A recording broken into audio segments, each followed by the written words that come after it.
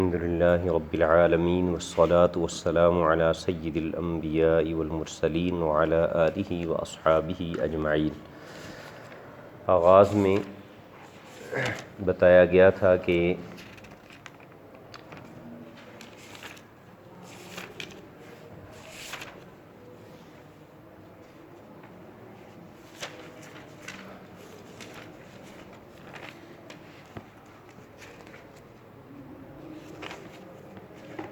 ثمانیت ابواب فی ثمانیت ابواب و خاتمہ ینحصر الکلام علی هذا العلم فی ثمانیت ابواب و خاتمہ، 8 ابواب اور ایک خاتمہ میں اس علم یعنی علم المعانی کی ابحاث مکمل ہوں گی۔ ان میں سے تیسرا باب ہے الباب الثالث فی التقدیم والتاخیر۔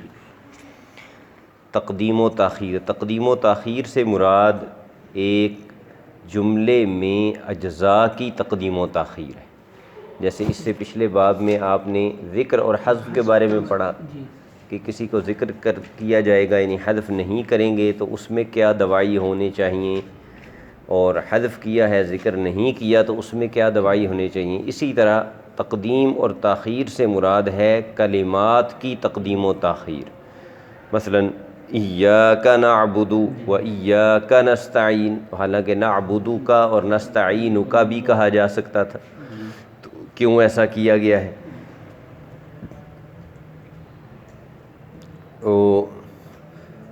تقدیم اور تاخیر میں سے بھی دونوں میں کوئی نہ کوئی داعیہ ضرور ہونا چاہیے، کوئی نہ کوئی اس میں نکتہ ہونا چاہیے کہ جس کا حق بعد میں تھا اس کو پہلے لائے ہیں۔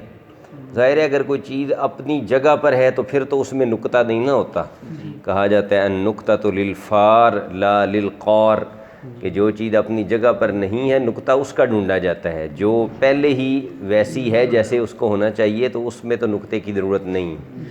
تو لہذا مثلاً مبتدا اور خبر ہیں تو مبتدا اپنی جگہ پر ہے، خبر اپنی جگہ پر ہے، تو اب تو اس میں کوئی نکتہ نہیں ہے نا کہ مبتدا پہلے کیوں ہے، کیونکہ مبتدا میں اصل یہی ہے کہ وہ پہلے ہو، مسند الیہ پہلے ہو جملہ اسمیہ میں۔ تو یہ بات وہاں ہوگی کہ جہاں کوئی اپنی جگہ سے ہٹا ہوا ہوگا، ایک تو یہ۔ دوسرا فرماتے ہیں کہ یہ تو بات معلوم ہے کہ اجزائے کلام کا دفعتاً واحدتاً نطق ممکن نہیں۔ انسان کو اللہ تعالیٰ نے یہ صلاحیت نہیں دی کہ وہ 10 الفاظ ایک ہی دفعہ میں بول لے اکٹھے، یعنی اس طرح پر کہ ایک ہی وقت میں وہ زید بھی کہہ رہا ہو اور اسی وقت میں وہ قائم بھی کہہ رہا ہو اور اسی وقت میں وہ فی المسجد بھی کہہ رہا ہو، ایسا تو نہیں ہو سکتا۔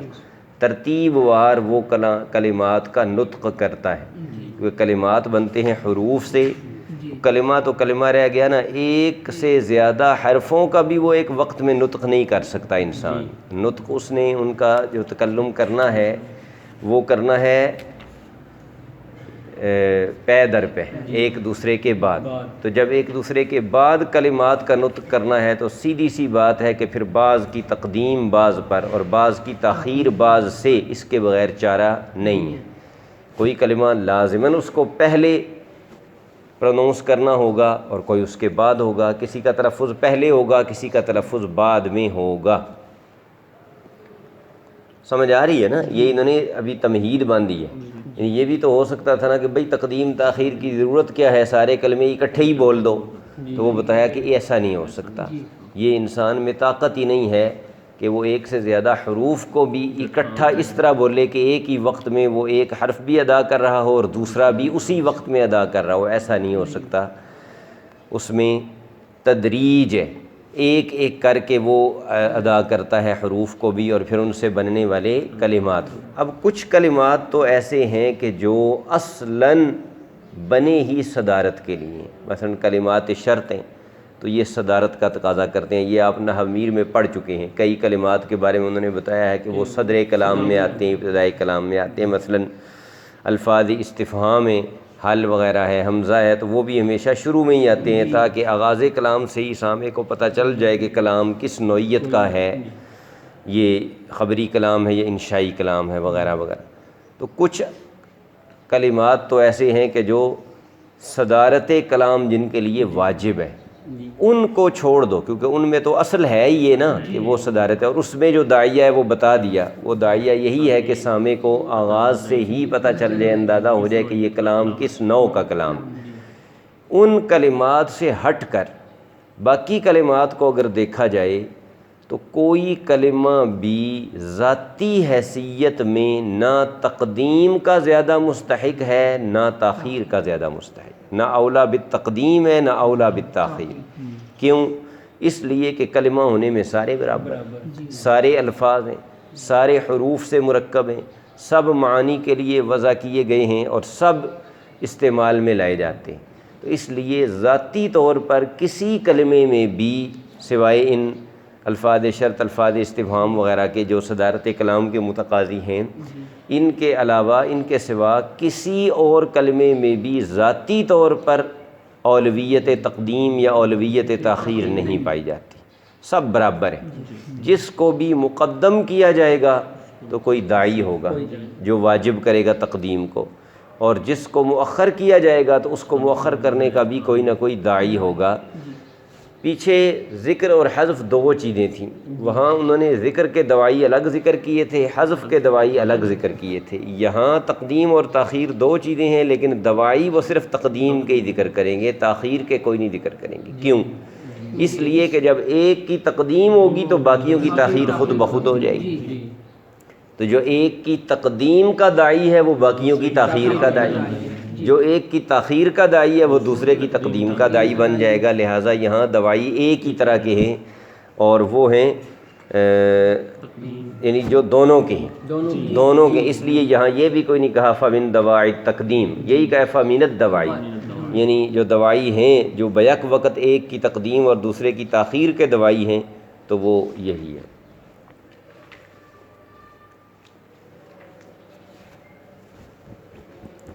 پہلا داعی جو ہے وہ یہ ہے کہ کسی چیز کو متقدم اس لیے ذکر کیا جائے کہ اس میں کوئی ایسی غرابت ہو، انوکھا پن ہو، سمجھ آئیے؟ اس میں کوئی ایسا انوکھا پن ہو کہ وہ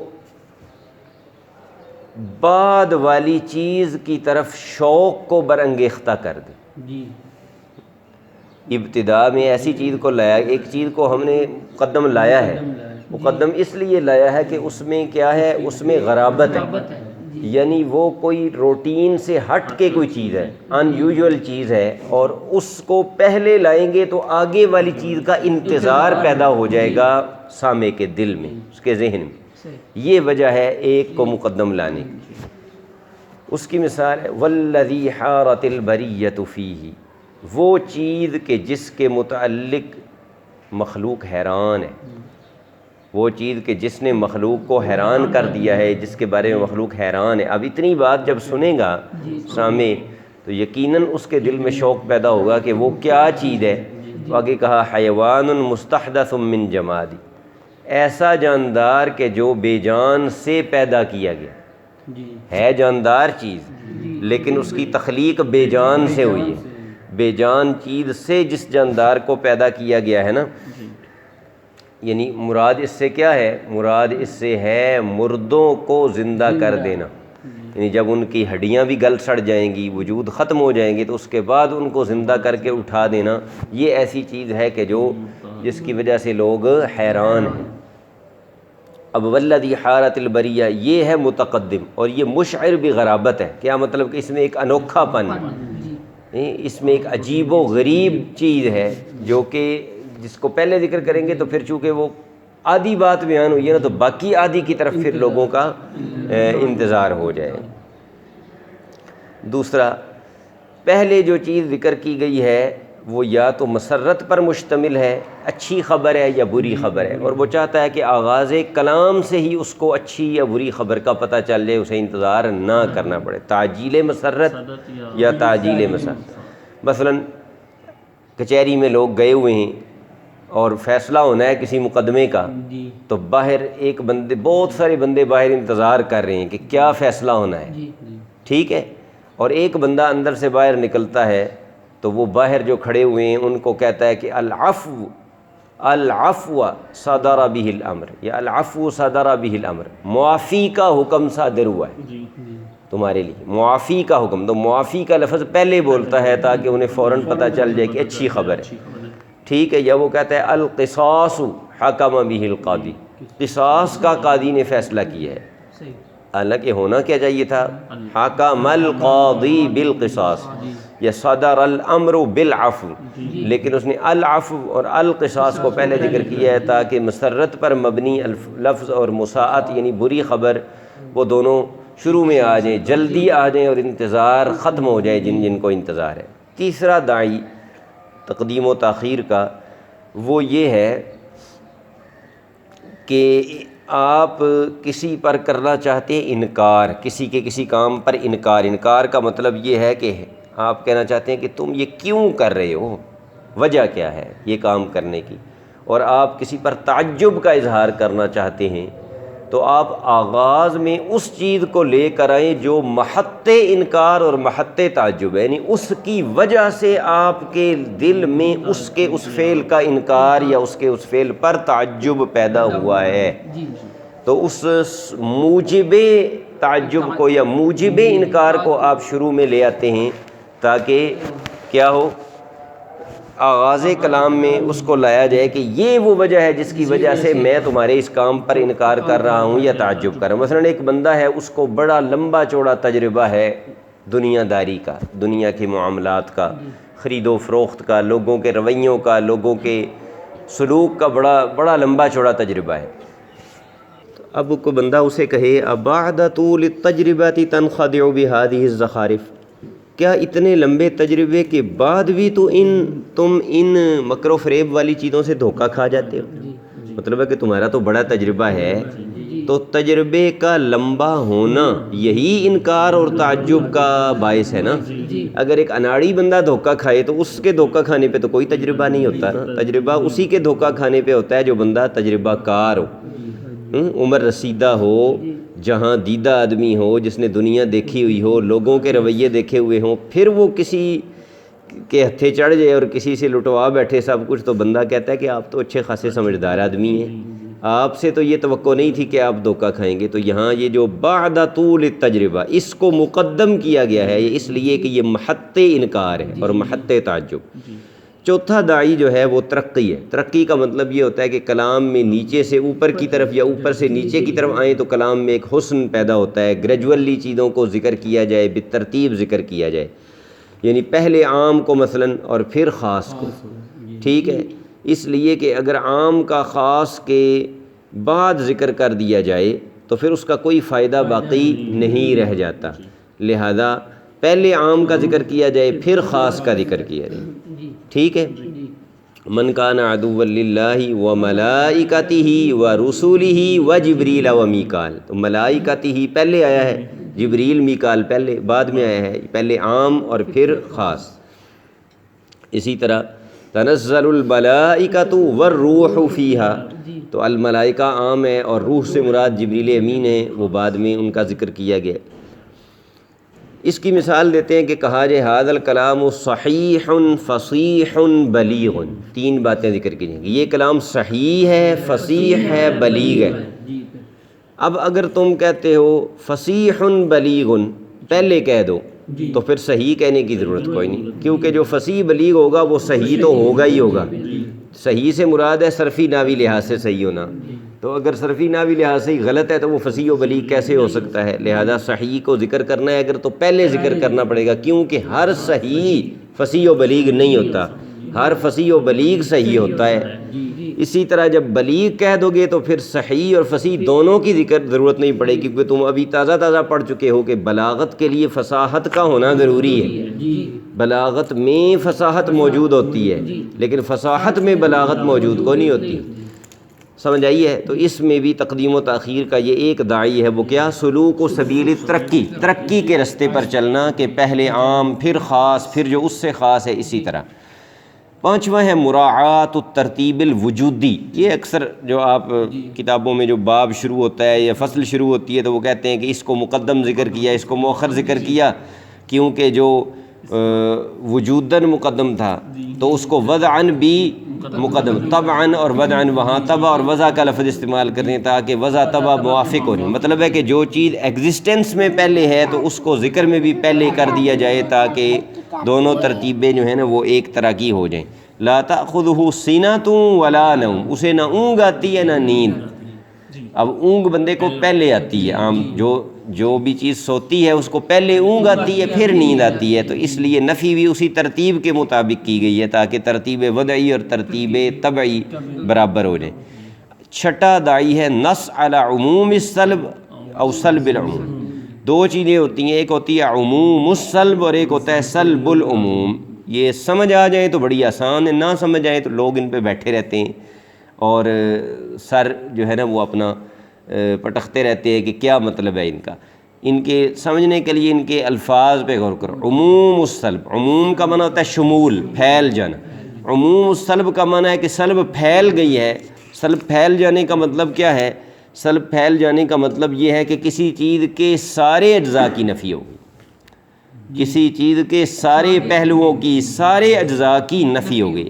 اب یہ اگر معنی پیدا کرنا ہے آپ نے کلام کے اندر تو اس میں آپ کو ادات عموم کو ادات نفی پر تقدیم دینا ہوگا، ادات عموم کو پہلے ذکر کرنا ہوگا اور ادات نفی کو بعد میں۔ نفی پر عموم آئے گا، ادھر بھی دیکھو نا، عموم السلب، عموم والا ادات پہلے آئے گا، سلب والا ادات بعد میں آئے گا۔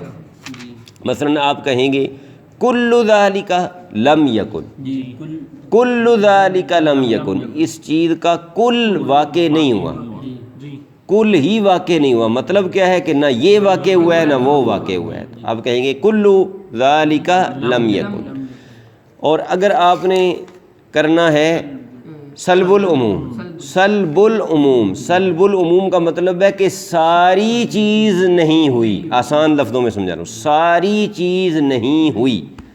ہو سکتا ہے آدھی ہوئی ہو سکتا ہے 2/3 ہوئی ہو، لیکن ساری نہیں ہوئی، مکمل طور پہ نہیں پائی گئی۔ ہو سکتا ہے آدھی پائی گئی ہو، 1/4 حصہ پایا گیا ہو، 1/3 حصہ پایا گیا ہو۔ اس کے لیے آپ کو کیا کرنا پڑے گا؟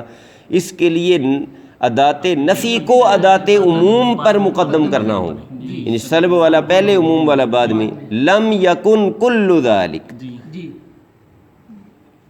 لم یکن کل ذالک، اس چیز کا سارا نہیں ہوا، سارا نہیں ہوا مطلب کچھ ہو سکتا ہے ہوا ہو، تو ٹھیک ہے۔ اب کیا کہیں گے؟ لم یکن کل ذالک، پہلے کیا کہا تھا؟ کل ذالک لم یکن، کل ذالک لم یکن، وہ عموم السلب ہے، اور سلب العموم میں کیا کہیں گے؟ لم یکن کل ذالک، لم یکن کل ذالک۔ ساتواں داعی جو ہے وہ تقویت الحکم ہے، حکم کو مزید قوت دینا جب کہ خبر فعل ہو۔ کیا مطلب؟ مطلب یہ ہے کہ جب آپ خبر دینا چاہ رہے ہوتے ہیں نا تو ایک طریقہ خبر دینے کا جملہ اسمیہ ہے اور ایک ہے جملہ فعلیہ۔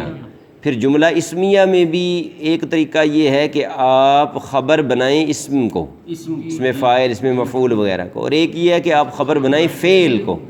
جب آپ خبر دینے کا طریقہ جملہ فعلیہ اختیار نہیں کرتے، جملہ اسمیہ اختیار کرتے ہیں اور اس میں بھی خبر فعل کو بناتے ہیں، تو اب اسناد ڈبل ہوتا ہے، دوہرا اسناد ہوتا ہے۔ الہلال ظہر، اس میں الہلال مبتدا ہے، ظہر پورا جملہ ہے۔ ایک تو اس پورے جملے کا ہلال کی طرف اسناد ہے، اور ایک پھر ظہر فعل ہے، اس کے اندر ضمیر جو ہلال کی طرف لوٹ رہی ہے اس کا بھی اسناد۔ یہ دوہرا اسناد جب ہوگا تو اس سے تقویت الحکم پایا جائے گا، حکم مزید پختہ ہوگا، حکم کو مزید قوت ملے گی، لیکن اس کے لیے یہ ضروری ہے کہ خبر فعل ہو۔ ٹھیک ہے جی، اور تکرار اسناد پایا جائے۔ آٹھواں داعی تخصیص ہے۔ آٹھواں داعی کیا ہے؟ تخصیص ہے، اور یہ ہے مطول کا مقام درس، یعنی آپ اندازہ لگا لیں کہ صرف اتنا جو ہے نا وہ مطول وہ پڑھائی جاتی ہے، صرف مقدمہ اور علم معنی کا تیسرا باب بھی پورا نہیں پڑھایا جاتا، جو اب نصاب رہ گیا ہے باقی، جبکہ یہ 3-4 ہی کتابیں ہیں بلاغت کی، تلخیص المفتاح، مختصر المعانی اور مطول، یہ 3 بھی پوری نہیں پڑھائی جاتی، تو پھر ذوق بلاغت کا کیسے پیدا ہو؟ 3 ہی کتابیں، باقی آپ دیکھیں صرف کی کتنی ہیں، نحو کی کتنی ہیں، منطق کی کتنی ہے، تو بلاغت جیسا اہم علم اس کی 3 ہی کتابیں ہیں اور وہ بھی پوری کوئی نہیں پڑھائی جا رہی، تو اس لیے اس میں ایک وجہ ذوق بلاغت و فصاحت پیدا نہ ہونے کی وہ یہ بھی ہے۔ تو تخصیص کا مطلب کیا ہے؟ تخصیص 2 طرح کی ہوتی ہے، اس میں ایک مخصوص ہوتا ہے اور ایک مخصوص بھی ہوتا ہے۔ کبھی فعل کی تخصیص ہوتی ہے متعلق کے ساتھ، اور کبھی متعلق کی تخصیص ہوتی ہے فعل کے ساتھ، سمجھ آئی ہے؟ اب یہاں تخصیص کی 2 مثالیں انہوں نے دی ہیں، ما انا قلت اور ایاک نعبد۔ یہ عام طور پہ آپ سنیں گے لوگوں سے جنہوں نے کسی نے مطول پڑھی ہو نا، تو وہ پوچھیں گے آپ جی مطول کتنی پڑھی ہے جی، تو وہ بتائیں گے جی ما انا قلت تک پڑھی ہے، یہ مقام درس ہے اس کا، وہ یہی ہے ما انا قلت۔ اب ما انا قلت میں کیا کیا گیا ہے؟ آپ دیکھیں مسند الیہ جو ہے نا اس کلام میں اس کو مقدم کیا گیا ہے، اور اس سے پہلے لایا گیا ہے ما نافیہ، یعنی پہلے حرف نفی ادات نفی ہے، اس کے بعد مسند الیہ ہے، اس کے بعد مسند بصورت فعل ہے، ٹھیک ہے؟ تو اب کیا ہے؟ اب یہ یہاں اختصاص کس طرح کا ہے؟ یہاں قول کی نفی کا اختصاص ہے مسند الیہ سے، قول کی نفی کا اختصاص ہے مسند الیہ سے، یعنی انتفاع قول بند ہے اس پر، مطلب ہے کہ صرف میں نے نہیں کہا، صرف میں نے نہیں کہا، باقی سب نے کہا ہے۔ ایک بات ہے نا وہ پھیل گئی ہے، مختلف لوگوں نے پھیلائی ہے، تو ایک بندہ کہے ما انا قلت، صرف میں ہوں جس نے یہ بات نہیں کی، باقی سب نے کی۔ انتفاع قول کو وہ اپنے اوپر بند کر رہا ہے، انتفاع قول بند ہے مسند الیہ پر، ٹھیک ہے؟ ایک یہ تخصیص کی صورت ہے جو ما انا قلت میں ہے۔ دوسرا ہے ایاک نعبد، یہاں مفعول مقدم ہے، ٹھیک ہے؟ یہاں مفعول مقدم ہے اور یہاں قصد تخصیص ہے۔ مطلب کیا ہے؟ مطلب یہ ہے کہ نخصک بالعبادت، ہم تیری ہی عبادت، یعنی عبادت تیرے ساتھ ہی مخصوص ہے اور کسی کی ہم عبادت نہیں کرتے، استعانت بھی تیرے ساتھ ہی مخصوص ہے اور کسی سے ہم استعانت نہیں کرتے، ٹھیک ہے جی؟ سمجھ آ گیا؟ اس یہ قصر کی آگے آئے گی پوری بحث آئے گی، وہاں یہ جو ہے نا تخصیص وغیرہ اس کی مزید تفصیل اور اقسام اس کی آ جائیں گی، قصر الموصوف علی الصفت، قصر الصفت علی الموصوف، مختلف قسمیں۔ محافظت علی الوزن والسجع، وزن کی حفاظت کے لیے تقدیم و تاخیر کر دی گئی ہے سجع کی، وزن اور سجع میں فرق پیچھے بیان ہو چکا ہے۔ اذا نطق السفیہ فلا تجبہ فخیر من اجابتہ السکوت، بے وقوف آدمی جب کوئی بات کرے تو اس کا جواب نہ دو، اس کے جواب دینے سے سکوت بہتر ہے۔ اب السکوت مبتدا ہے اور خیر خبر ہے، ہونا تو چاہیے تھا فالسکوت خیر من اجابتہ، لیکن فخیر من اجابتہ، سکوت اس لیے کہا گیا کہ سکوت یہ اس تقدیم و تاخیر سے جو ہے نا یہ وزن برابر ہو گیا ہے، مصرے کا وزن برابر ہو گیا ہے، یہ ہے وزن کی محافظت کی مثال۔ سجا کی قرآن پاک سے دے رہے ہیں، خذوہ مجرم کے بارے میں کہا جائے گا اسے پکڑو، فغلوہ اسے بیڑیاں ڈالو، ثم الجحیم صلوہ اسے بھڑکتی ہوئی آگ میں دھونس دو، ڈال دو، ثم فی سلسلۃ ذرعها 70 ذراعا فاسلکوہ، پھر اس کو ایسی زنجیر میں کہ جس کی لمبائی 70 گز ہے اس کو جکڑ دو، ٹھیک ہے؟ تو اصل میں تو ہے فاسلکوہ فی سلسلۃ، کیونکہ متعلق پہلے ہوتا ہے متعلق بعد میں ہوتا ہے، تو فی سلسلۃ ذرعها 70 ذراعا یہ تو بعد میں ہونا چاہیے تھا، فاسلکوہ پہلے ہونا چاہیے تھا، لیکن چونکہ پچھلی آیات میں خذوہ فغلوہ تو آگے فاسلکوہ وہ سجا کا خیال رکھتے ہوئے جار مجرور کو پہلے لایا گیا۔ اور بھی وجوہات یہاں ہو سکتی ہے، اچھا یہ کوئی وجہ مطلب نہیں کہ یہاں جو دوائی ذکر کی ہیں تو وہ ایک وقت میں ایک ہی پایا جا سکتا ہے، ایک سے زیادہ بھی پائے جا سکتے ہیں۔